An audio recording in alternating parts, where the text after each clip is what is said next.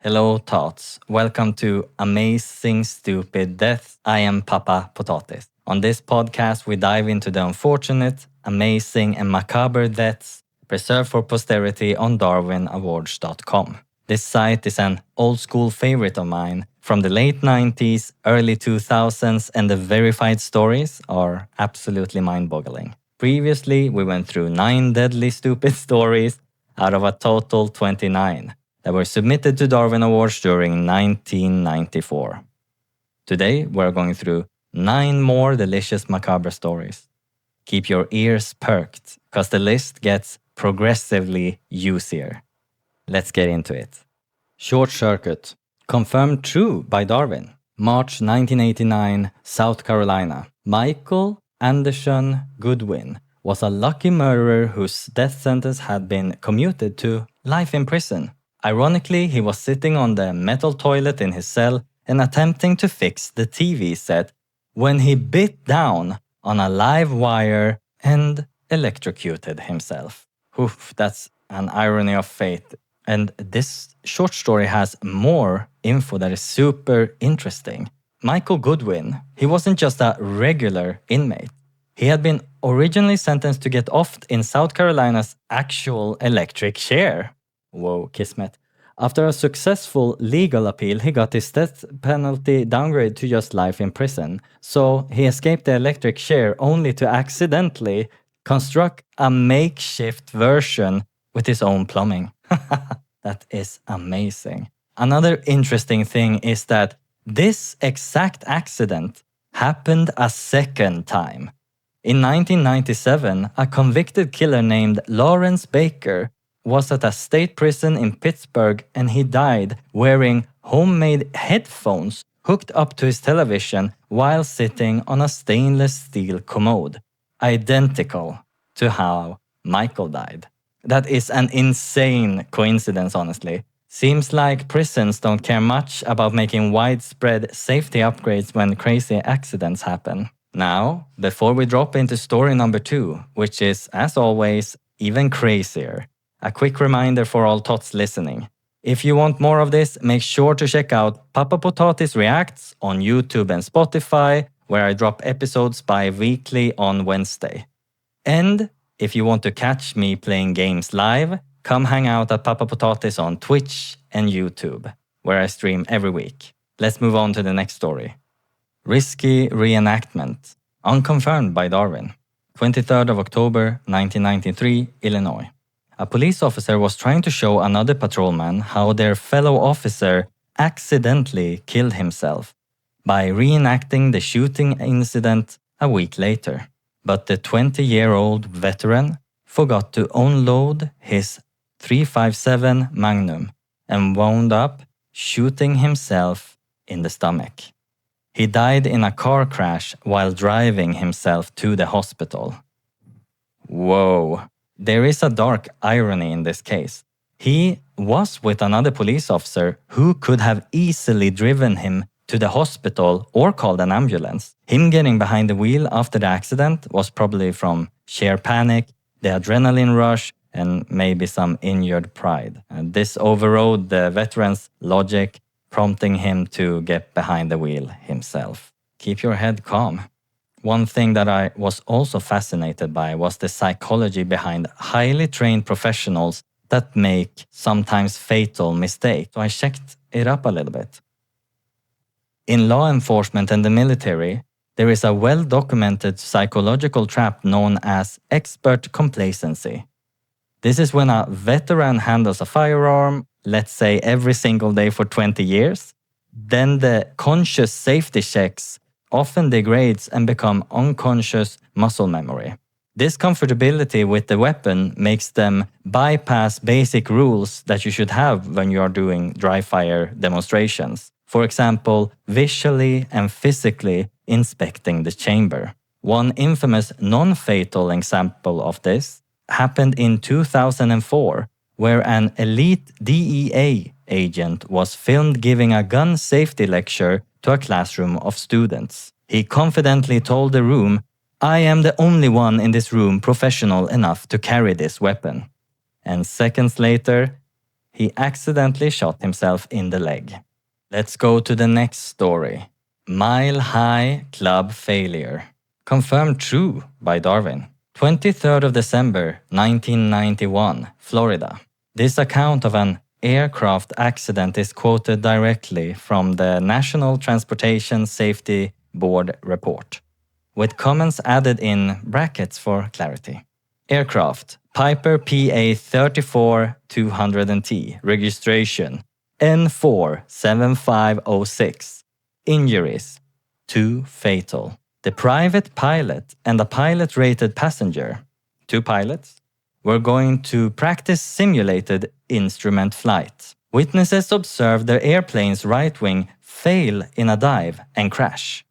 Examination of the wreckage and bodies revealed that both occupants were partially clothed, and the front right seat was in the full aft reclining position. The pilots had converted the co-pilot seat to a bed. Neither body showed evidence of seatbelts or shoulder harnesses being worn. They were lying on the bed. Examination of the individual's clothing revealed no evidence of ripping or distress to the zippers and belts. Their lack of clothing seemed to be voluntary. The National Transportation Safety Board determines that the probable cause of this accident was as follows. The pilot in command's improper in-flight decision to divert her attention to other activities not related to the conduct of the flight. The pilot and co-pilot were having sex, and nobody was flying the plane. Contributing to the accident was the exceeding of the design limits of the airplane, leading to a wing failure. The lack of pilot caused the plane to fly erratically, overstressing the wing and leading to a crash. We have a couple reader comments. The ultimate high. Perhaps Durex ought to sell parachutes as well. With this case, I dug out some info on how this plane would have structurally failed. So when an airplane is left unattended in flight, it does not glide smoothly in a straight line unless it has autopilot. Minor atmospheric shifts or physical movements inside the cabin disrupts the plane's trim, sending it into a steepening, uncontrolled dive known as a graveyard spiral. As this twin-engine Piper Seneca accelerated unchecked, it went past its maximum structural cruising speed and blew straight through its ultimate never exceed speed. In aviation physics, aerodynamic lift and drag forces increase exponentially with velocity. So the physical stress became too massive for the aluminum frame to handle. The right wing suffered a catastrophic structural overload and snapped clean of the fuselage. The occupants pushed the aircraft past its mechanical breaking point since they left it unattended and it got into a graveyard spiral. This got me thinking about the base needs of humans and how sometimes the need for procreation seems to trump the need to fly a plane, which is funny, but the basics are basics. Let's go to the next story. Tight lacing, confirmed true by Darwin. November 1912, St. Louis. A tight-laced corset caused the death of female impersonator, a drag queen, Joseph Henella 40, who collapsed on the stage of a Southside vaudeville theater and died at City Hospital 3 hours later. In Joseph's younger days, it was easy to get feminine lines. However, as the career performer grew older and he grew stouter, he pulled the corset laces tighter and tighter in order to achieve a feminine silhouette. His friends advised him to desist, but he preferred to continue working in his profession and believed that tight lacing was necessary to attractively reduce his figure. Hospital physicians say the tight corsetry caused aggravated kidney trouble and induced a tendency to apoplexy. So let's find some issue on the biological damage caused by tight lacing a corset. Extreme corset constriction physically compresses the abdominal and thoracic cavities, shifting internal organs out of their natural position. When a body expands with age or weight, forcing it into a rigid, non-yielding structure, movement of the diaphragm is drastically reduced, cutting down oxygen intake and forcing the heart to work exponentially harder. The intense intra-abdominal pressure directly reduces blood flow to the kidneys, leading to acute organ strain. This massive spike in internal pressure also forces blood upward into the head, skyrocketing blood pressure and inducing apoplexy, which is a sudden stroke or brain hemorrhage. Joseph's strenuous routine of fast costume changes on a stage simply pushed his starved circulatory system to a total collapse. Drag is deadly, it seems like. Let's move to the next story. Kung Fu Lion, historic Darwin Award winner, confirmed by Darwin. Late 1989, Australia. A rather impressionable student of Kung Fu listened with rapt attention when his instructor dramatically informed the class. Now you have reached this level in your training, you can kill wild animals with your bare hands. The martial arts trainee took the statement as gospel and headed to the Melbourne Zoo to test his mettle with the wildest animal of all, the lion.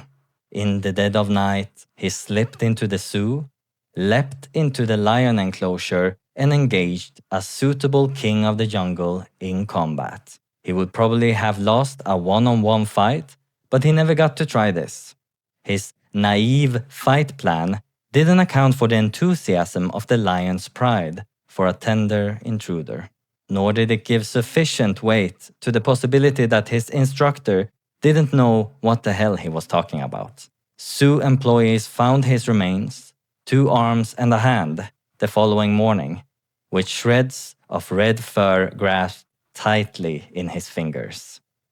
We have a little comment from Darwin himself. Darwin asks, "Can you confirm this? It's nearly confirmed, but I'm not entirely convinced."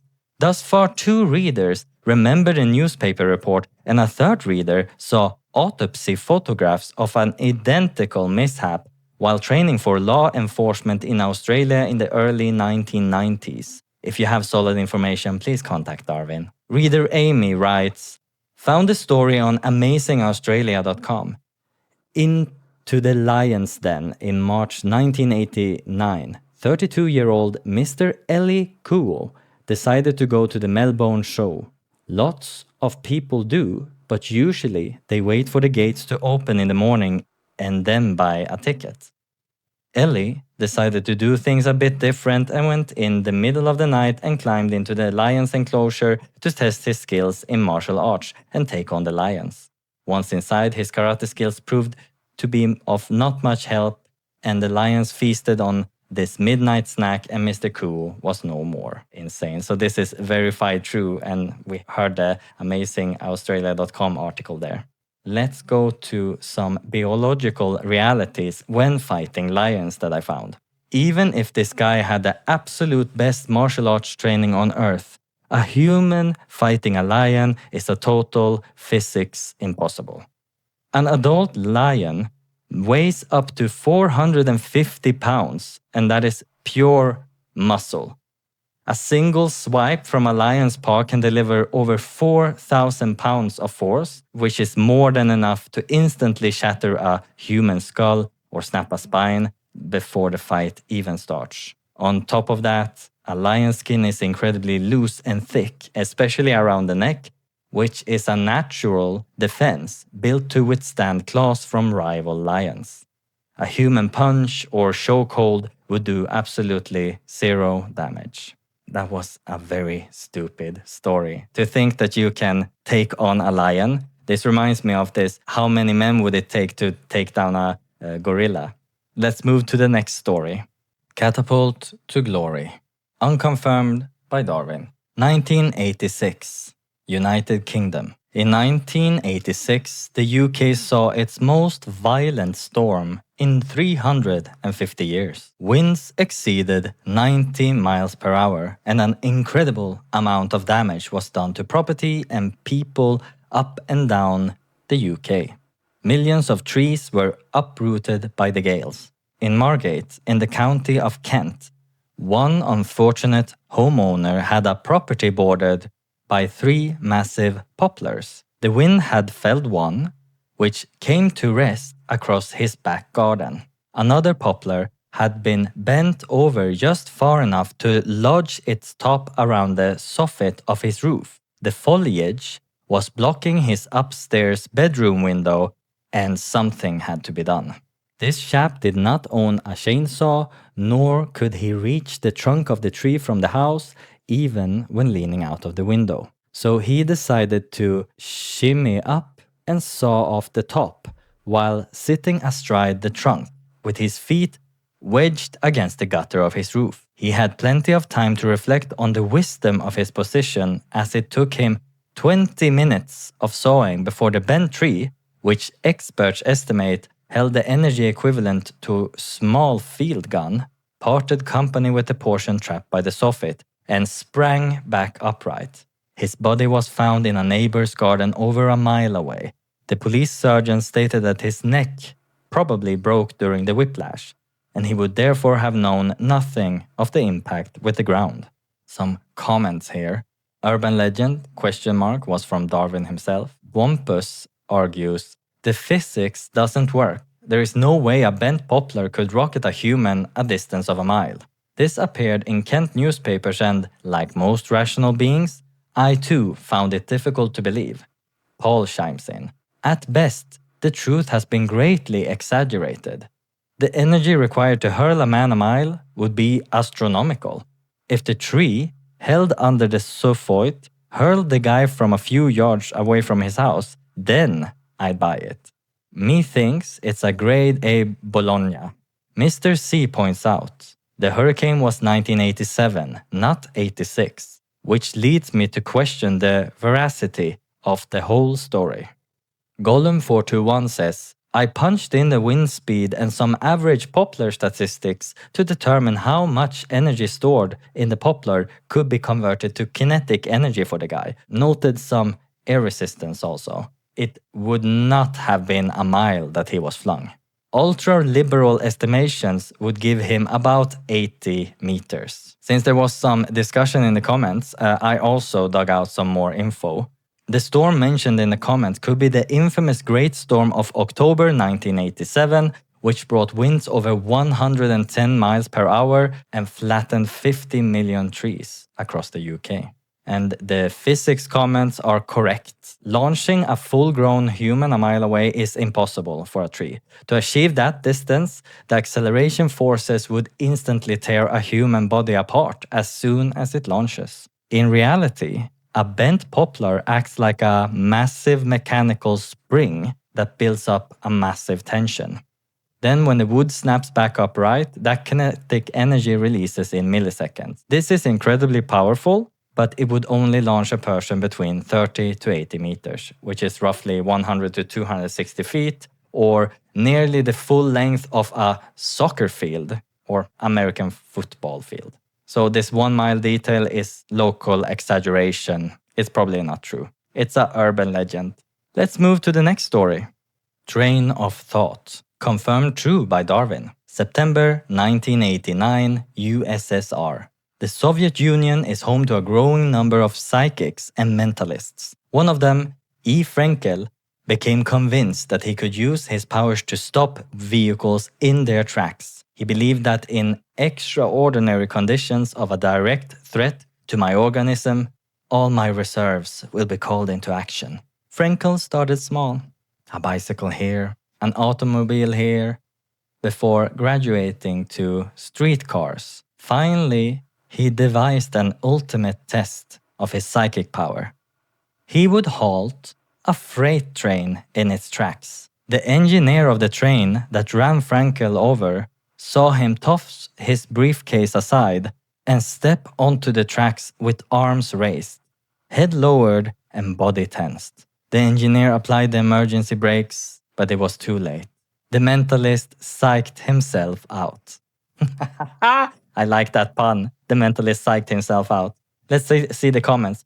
Rock Ralph says, I wonder how many of the bicycles and cars this guy stopped that were driven by alert drivers who were able to hit the brakes before turning this nincompoop into roadkill. One would think a person of average intellect or even average stupidity would jump 4 feet to safety at the last moment as they realized the mind trick wasn't working. Also, I found out some of the physics of stopping a freight train, not psychics. A fully loaded freight train can weigh anywhere from 3,000 to over 10,000 tons. And when moving at a standard cruising speed, the vehicle carries an immense amount of kinetic energy. Because steel wheels on steel tracks create very low friction compared to rubber tires on asphalt, the train requires a significant distance to lose its momentum. When the engineer applies the emergency brakes, it takes the braking system several seconds to fully engage down the full line of train wagons. A standard freight train traveling at 90 kilometers per hour requires up to 2 kilometers of tracks, roughly a mile and a quarter, to complete a stop. Frenkel mistook the quick reflexes of bike and car drivers who actively braked to avoid hitting him for a psychic ability. He entirely ignored the fact that a massive iron train physically can't stop on a dime. The stupidity of people, especially those that think that they are special and have psychic powers and stuff, is unrivaled, but very convincing. People are so good at convincing others to believe, because if they believe the same thing, then they are chosen and special, and it feels so good. In this case, very misguided. Let's go to the next story. Cactus Crunch, unconfirmed by Darwin. February 1982, Arizona. Desert marksmen aimed their weapons at saguaro cacti so frequently that Arizona was forced to declare the sport a felony. Offenders risk a $100,000 fine and 3 years in prison. But that doesn't stop sharpshooters like 27-year-old David, who was trying to impress friends when he opened fire on a saguaro in 1982. He was killed when it fell on him. He reportedly fired 2 slugs from a 16-gauge shotgun at a 27-foot cactus and began to shout, "Timber!" He only had enough time to utter the first syllable before a 23-foot section of the prickly plant fell and crushed him beneath its spiky skin. This story was confirmed by a caller to Radio Free Wheeze in Rochester, New York, who swore it happened years ago when he lived in Arizona. He placed a call to the Arizona Republic, and the operator connected us to editor Tamara Thornton, who clearly remembered the incident, but said it happened like 15 years ago. It seems unconfirmed, but it seems like there's some validity to this. Well, I found out how heavy these cactuses are. Many might assume that a cactus is light, I thought that, and that they are just hollow desert plants. But a mature saguaro cactus is a giant living water tower. So a 27-foot or 8-meter saguaro can weigh between 2 and 3 tons. Roughly 4,500 to 6,600 pounds, since it contains thousands of liters of water to survive the arid climate. Its weight is supported by a ring of internal woody ribs that are hidden beneath the flesh. So when David blasted the base of the cactus with a shotgun, he shattered the support ribs inside the cactus. With the structural integrity gone, the cactus buckles under its own weight. The impact alone is enough to cause fatal internal injuries.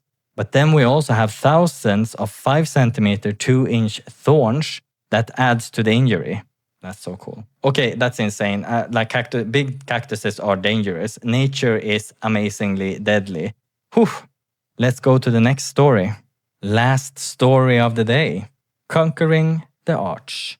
Confirmed true by Darwin. Ooh, this is gonna be juicy. 22nd of November 1980, Missouri. The Gateway Arch soars 630 feet above the city of St. Louis.